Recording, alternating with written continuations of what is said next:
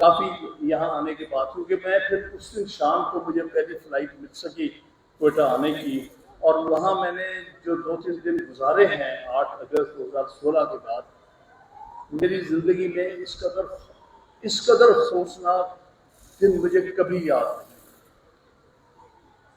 میں ان وکیلوں بیچاروں کے شہید وکیلوں کے گھروں پہ گیا جن کے 2-2 سال کے بچے تھے، نئی نئی شادیاں ہوئی تھیں، اور وہ صرف کوئٹہ سے نہیں بلکہ کشین سے تعلق تھا، کسی کا اور مختلف حصے سے تعلق تھا۔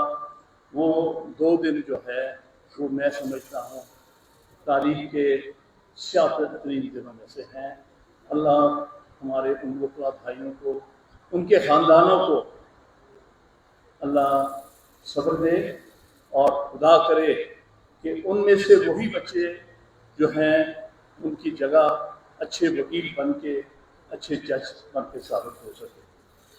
جب یہ سو موٹو نوٹس لیا گیا تو اس پر ایک بینچ یہاں کوئٹہ میں بیٹھا، مجھے اس بات کا بہت ہی احسان اور اس بات کا مجھے اطمینان ہے کہ مجھے بلوچستان بار ایسوسی ایشن، ہائی کورٹ بار ایسوسی ایشن اور بلوچستان بار کونسل نے اپنا وکیل مقرر کیا اس سو موٹو پروسیڈنگس میں۔ وہاں پر میں نے یہ اصلاح کی سب کی طرف سے کہ آپ خدارہ ایک جوڈیشل کمیشن بنا کے اس پر آپ جوڈیشل رپورٹ اور جوڈیشل انکوائری کروائیں۔ پہلے تو کچھ وہ بگڑے، میں نے یہی کہا کہ جس کو آپ حاضر جج میں سے لگائیں گے اس کا بلوچستان سے تعلق ہو۔